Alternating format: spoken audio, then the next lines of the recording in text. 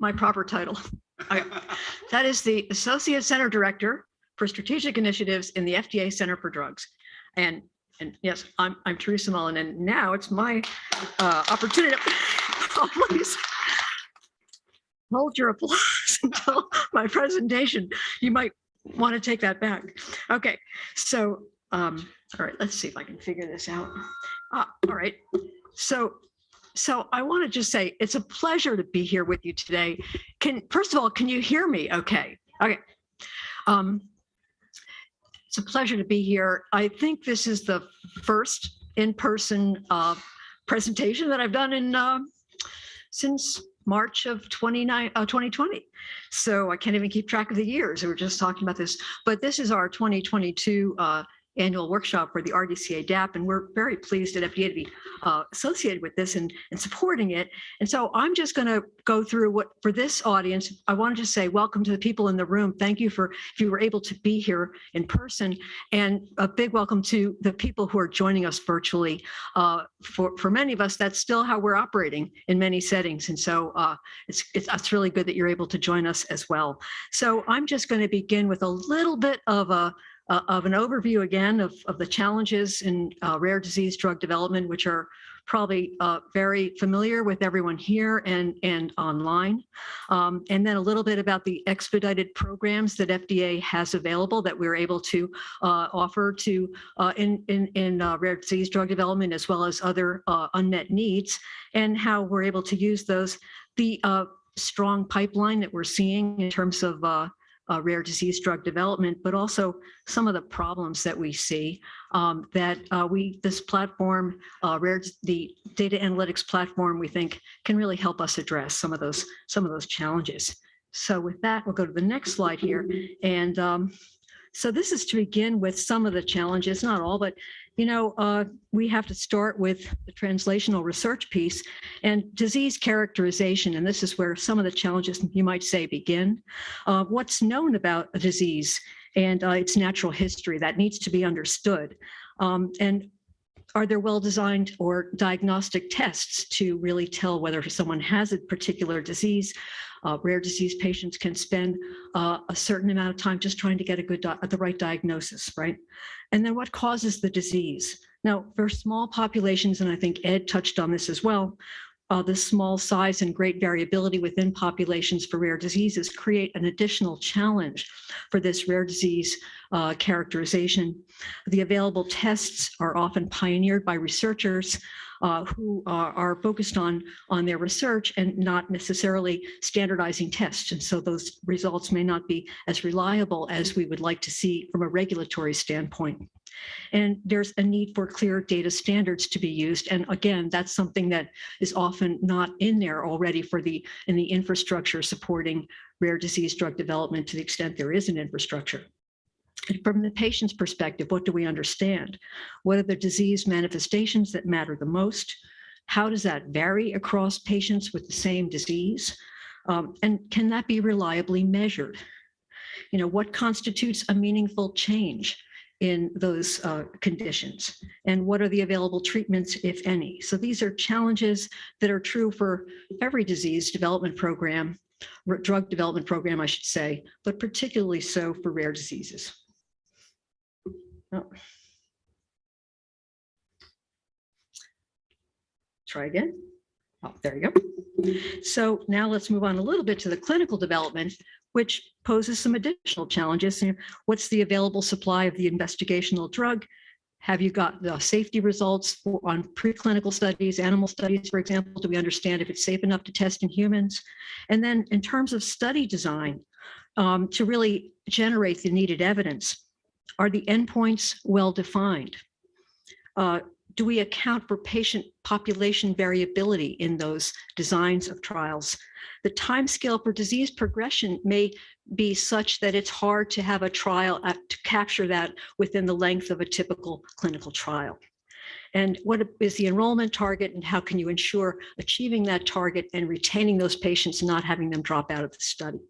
And so our current understanding of the disease may not be clear. It may be very difficult to try to kind of come up with a good design that captures, it accounts for the variability of the patient population in terms of their experience with the disease and the progression of disease and so on.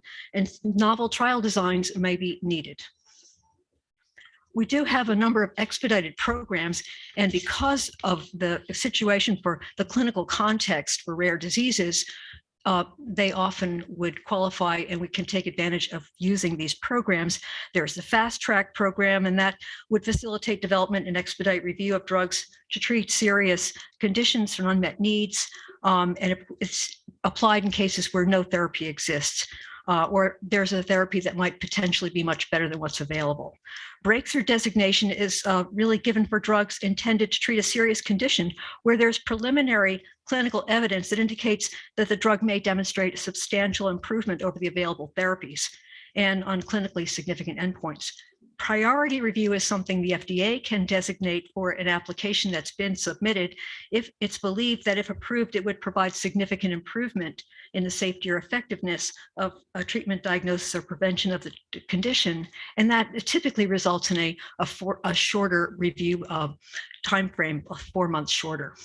And finally, accelerated approval may be used for serious conditions that fulfill an unmet need and would be based on the drug having an effect on a surrogate or intermediate clinical endpoint considered reasonably likely to predict benefit. And this has to be followed up by confirmatory studies to confirm whether or not the benefit is really there clinically. So the orphan drugs, and this chart shows you that basically the percentage of all approved new drugs that have utilized these programs from calendar year 2015 through 2021. And you can see the red bar, looks red on this screen. So the red bar is the orphan new molecular entities, and these are approved. The dark blue is the non-orphan new molecular entities. Not sure what happened there. And the light blue is basically the average. And you can see the red bar just really stands out, and that's the orphan approvals. And so they have received 83%, they represent 83% of all of the priority designated approvals. They represent 46% of fast track, about 30% of the accelerated approval, 46% of breakthrough, and overall, about 90% have used at least one of these expedited programs, and almost 75% have used more than one, because you can apply more than one of these programs. So you can see that we've really applied the all hands on deck approach when it comes to orphan drugs. Now, this chart shows you what a robust situation we have in terms of what's being submitted, and investigational new drug applications. Those are submitted before a sponsor is going to start trials in humans, right? And so two things to notice here. First of all, the climb of the number, the total number, is impressive, right? So what we see is that total number of receipts per year, and this is fiscal year. Now the fiscal year, of course, is October 1 through September 30th. And so we're, in fact, approaching fiscal year 2023.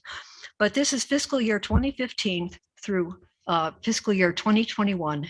And not only should you see that total has grown by 77%, but another important component here is look at the difference in the shading. Now, I don't know if you can read the scale here, but the dark blue represents commercial INDs, and the light blue is research INDs. Commercial INDs are really being intended to develop a drug for marketing. And so I think that this is also a really good indication for rare disease treatments, because more sponsors are intent on developing something that they're going to be able to make available to patients commercially.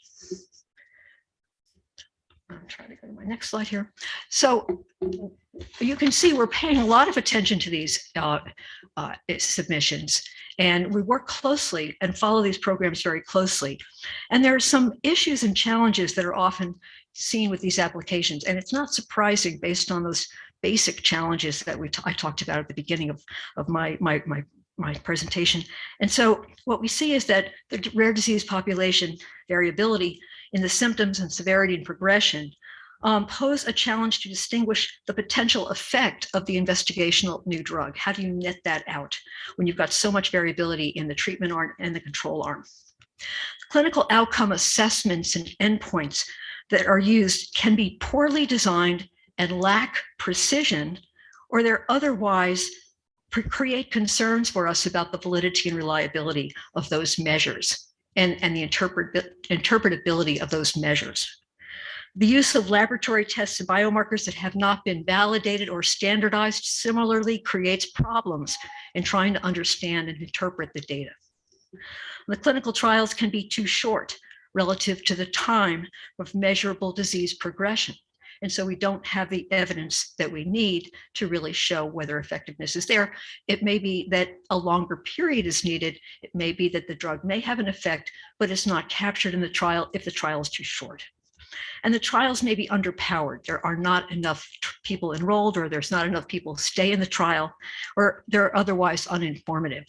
And each of these, any of these, and sometimes more than one of them may occur in a program, really can create serious delays in the program. Studies have to be redone, or they can just cause programs to fail.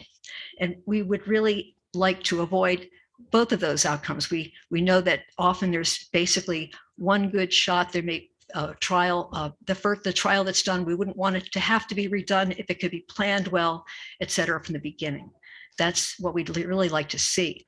And so the FDA has been funding this RDCA-DAP effort that's being conducted by C-Path Ltd, you're going to hear more about, to help really address these problems. And not just for one disease, but really provide that infrastructure and a platform to support all rare disease drug development, to promote sharing of data across rare diseases, to accelerate the understanding of disease progression and optimize trial design, develop ways to measure treatment of success in trials, specifically relevant to rare conditions, and support the conduct of trials in rare disease populations.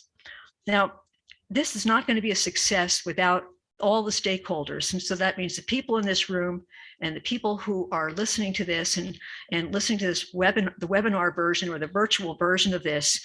We need your participation in this effort for it to be successful because of the very nature of it. So we need data contributions and collaboration to occur in order to really get this maximum value that we'd like to see.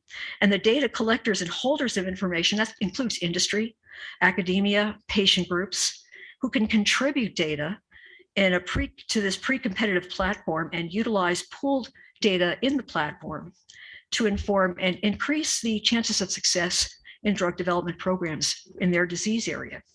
Now, the types of data that are being sought here, Klaus showed you that schematic a little while ago, and you can see a lot of different sources of data are shown on the left side of that slide. I'm going to show something similar, perhaps an earlier version of that slide in a second, but you can see there are a wide range of data that would be helpful and could help inform trial design and endpoint selection and so on. And the platform is open and available right now. We don't want you to open up your computer and divert from this important conference right now, but maybe later today, you can go and look at the platform and go on and go check it out and begin to take a look at how you could get involved and use this or contribute to it later today or maybe tomorrow. So next slide just shows you the schematic. I'm not going to spend time on it because Klaus already showed it to you, but I think the point here is that a lot of different data sources are ultimately planned to be supported and contributed and brought together and to be ready for analysis and ready to support the design of very effective trials. And so with that, not all of these sources are currently supported, but that's the goal, is just to provide a way to support all of them. And with that, I'll go to my last slide here, which is to say that we're really, building this platform is all about better informing drug development programs to try to get drugs that are effective and safe to patients with rare diseases as soon as possible and as efficiently as possible. And it's going to take a multi-stakeholder effort. and with tools and learnings that are shared across rare diseases. And so what we're going to now turn to are the case studies to show how the data analytics platform can inform clinical trials and future disease research. And that's going to be followed by examples of how it supports modeling and to inform drug development. And then we're going to hear more from our NORD colleagues about patient organizations who are really a major force in so much of rare disease drug development, and how they can also support this, building this infrastructure for developing cures, and then the future of this platform. And with that, I'll turn it to the next session. And I see Klaus nodding his head, so I'm going to assume that Klaus is going to get up right now and come and take over. And so with that, thank you very much.